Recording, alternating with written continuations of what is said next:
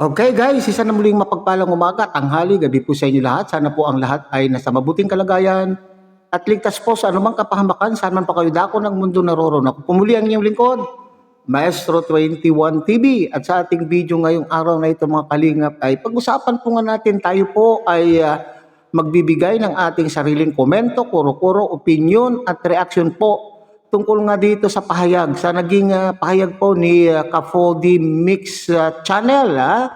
Alam po naman natin kung ating babalikan ay nagkaroon po ng issue, nagkaroon po ng sigalot between Ka4D Mix Channel at itong si Red Sane. Nagkaroon po sila ng hindi pagkakaunawaan, kaya nga po sila ay ni-require, sila po ay ni-request na umakyat diyan po sa Caraba, at alam po naman natin ang Caraba ay ang Kalingap Reactor Partners. Okay? So alam po naman natin na ang Caraba ay isang venue kung saan po doon inaayos, doon inaayos ang mga sigalot ng ating mga Kalingap partners. Kung ito man po, kung sila man po ay mga Kalingap charity vloggers, Kalingap anong tawag diyan? Kalingap reactors, okay? Kung sila man po ay mga Kalingap charity vloggers or reactors, at kung mayroon pong mga sigalot, ay dito pinapaakyat ni Kuya Bal. Si Kuya Bal mismo po ang nagsasabi po niyan, mga Kalingap. Wag po natin po yan na kakaligtaan na ito ay utos, minsan utos po ni Kuya Bal na kung may mga sigalot ay doon pag-uusapan sa live ng Caraba. So balitaan po. Ay hindi ko lang malaman mga Kalingap kung ang mga issue ba, yung mga issue ba na nakakasira sa reputasyon ng Kalingap community ay kinakailangan bang pag-usapan doon sa live na yan, mga Kalingap? So iniisip ko tuloy, anong balita ang nararapat po nilang ibalita sa kanila pong channel. Okay? So yun po yung ating paksa ngayong araw na ito, mga Kalingap. Pero bago po yan, tayo muna po ay magbibigay pugay sa ama at founder po ng Kalingap, Kuya Bal Santos Matubang. At tangkilikin po natin Ate Edna Vlog, Kalingap Rob. At kung bagong silip lang kayo, bagong dating lang po kayo sa ating munting channel, sana po ay inyo rin pong tangkilikin sa pamamagitan po ng inyong pagbibigay ng like, share, and subscribe. At tuloy pindutin na rin po ang notification bell, at nang sa ganon, tayo pa rin po ay magkita-kita at magsama-sama sa susunod pa pong mga reaction videos na ating gagawin. Likewise, may shout out sa ating mga kasamahan po dyan sa Carepa, Kalingap Reactor Partners. Sa pamumuno po yan, siyempre, ng ating Presidente, Javier De Leon, a.k.a. Virador. At wag din po natin kakaligtaan na tangkilikin, suportahan ang ating mga Kalingap partners, Kalingap charity vloggers, lalo-lalo na po yung mga nariyan po sa iba't ibang Kalingap landing pad na mayroon po tayo dito sa ating bansa. Okay? So ating pagpapatuloy, mga Kalingap, ay panoorin muna natin, sabay-sabay muna natin panoorin ang isang maikling video clip na ating pong kinuha sa pahayag po ni Ka4D Mix Channel. At dito po tayo magbabase ng ating kuro-kuro, komento, opinion at reaction. Panoorin po natin, mga Kalingap. So heto yan guys So alam naman niyo yung nandyan yung title natin guys is recap ba o for views. So heto na guys recap ba o for views yun. Nakita nyo naman guys is dito po is wala na pong Carepa. Hindi na po ako belong sa Carepa. Umalis na po ako sa Carepa guys. Kagabi, yan, nagdesisyon na po akong umalis sa Carepa. Yan. So means hindi na po ako belong sa Carepa. Pero nagpaalam naman ako kay Kuya Bal. So tingnan, hintayin po natin kung ano po yung desisyon nila.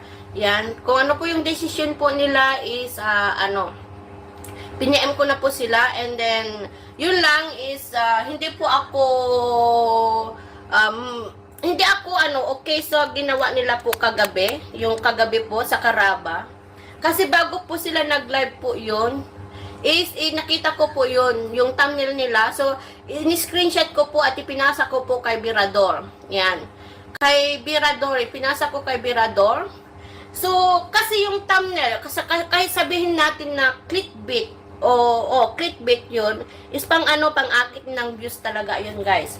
Pero, di ba nag-live na po ako yan ng kahapon na tatapusin ko na yung issue. Kasi nga ayaw ko nga humaba pa yung issue, guys. Kasi tapos na kaming tapos na po kaming na-interview ng 4. So narinig na ninyo yung mga side namin, lalo na kay Redsin at ako. So narinig nyo na po yung mga side namin bawat isa. So may misunderstanding lang yun, may misunderstanding. So magpatawaran na lang kami sa ng isa't isa. 'Di ba sinabi ko kahapon nung sa live ko na tapusin na. Kasi nga nakakahiya naman kasi nasa kalingap tayo.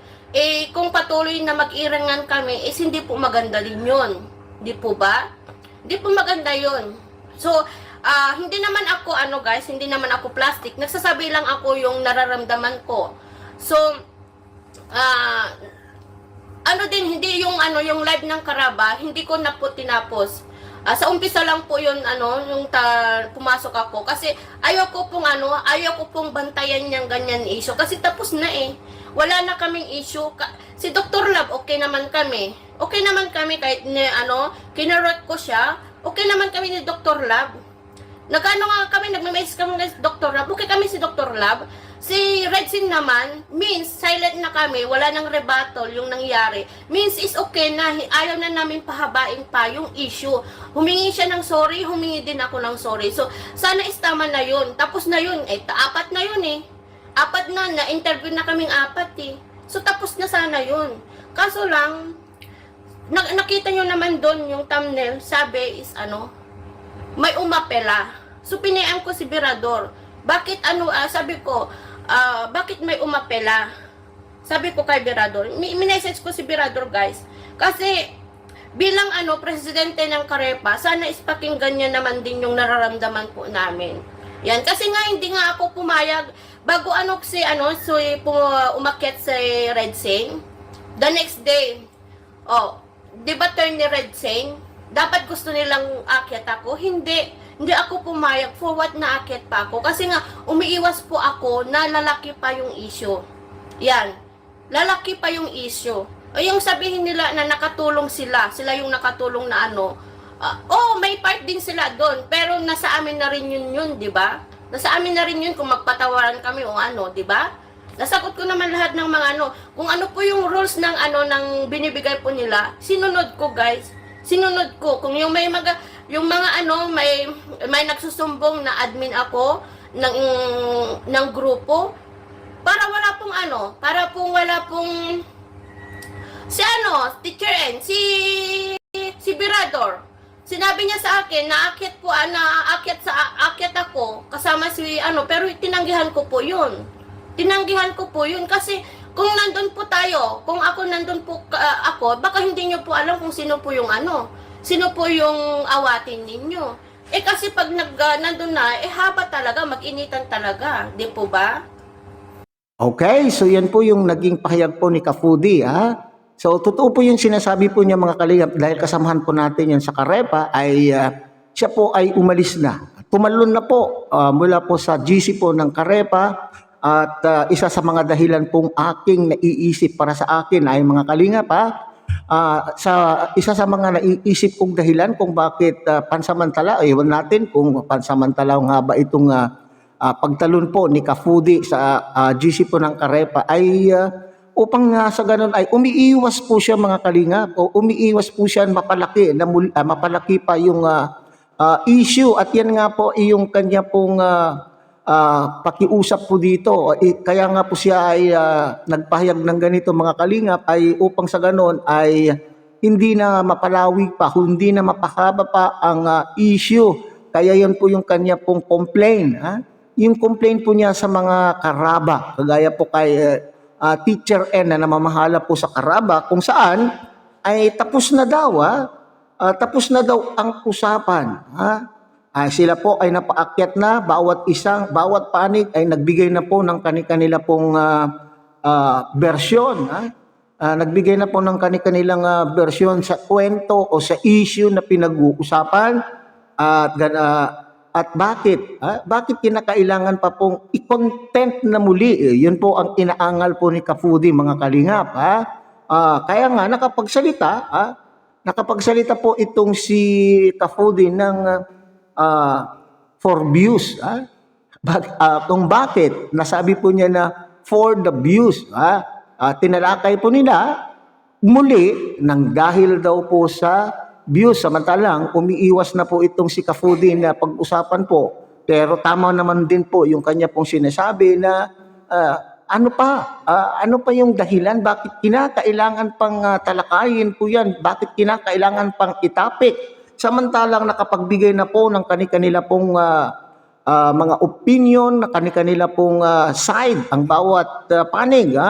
So nakalagay naman daw po, ang kinakatwiran po dito ni Teacher and mga kalingap ay yung sinasabing recap. Nakita ko rin po yung thumbnail, nakalagay recap. Bakit kinakailangan pang i-recap mga kalingap?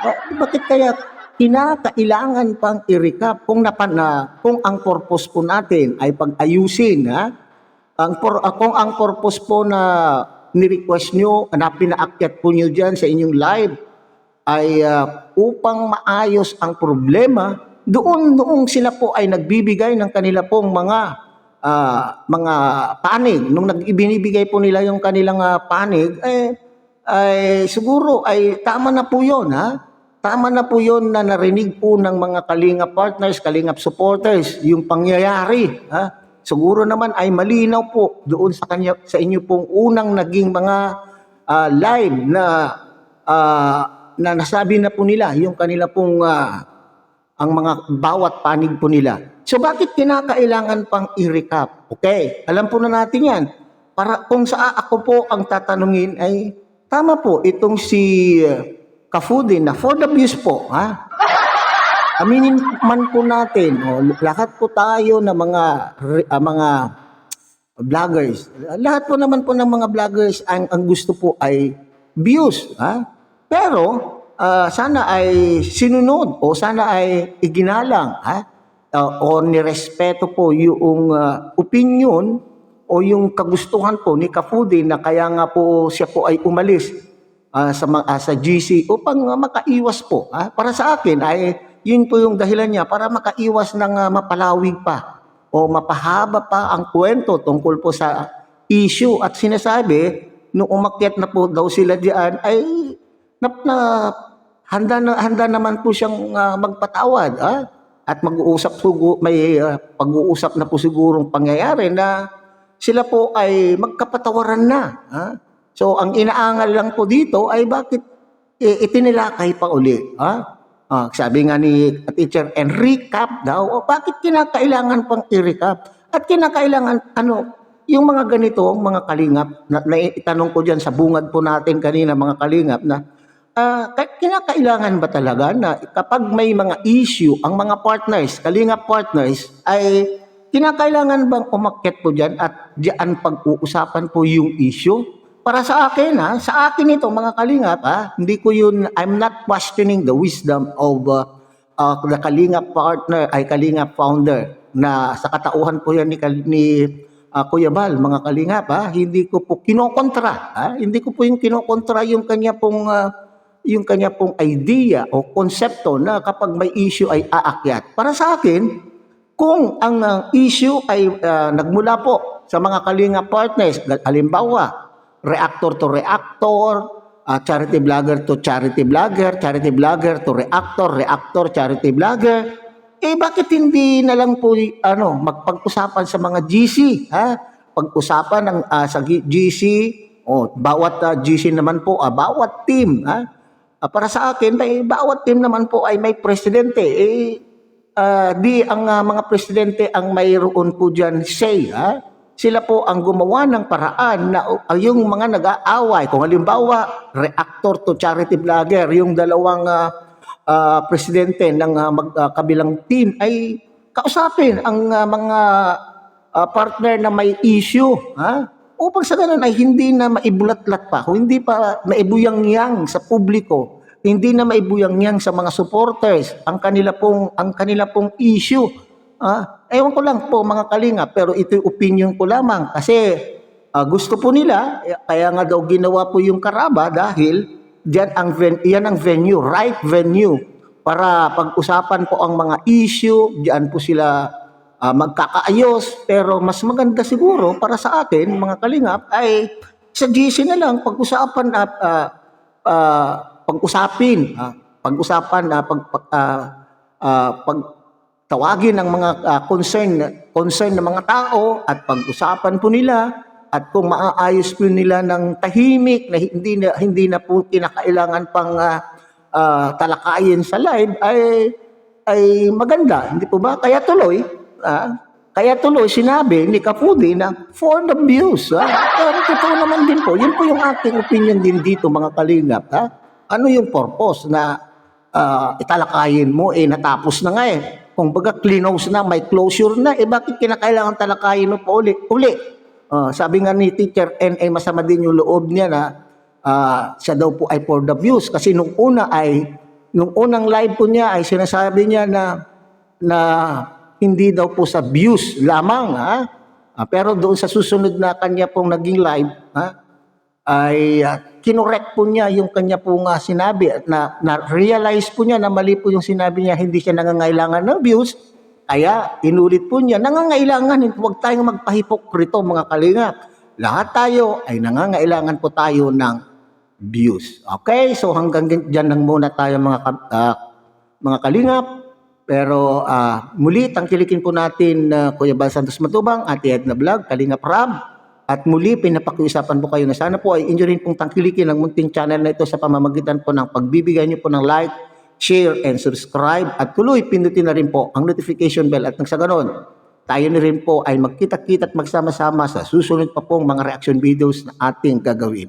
Muli, isang mapagpalang umaga, tanghali, gabi po sa inyo lahat. Mabuhay po kayo at God bless everyone.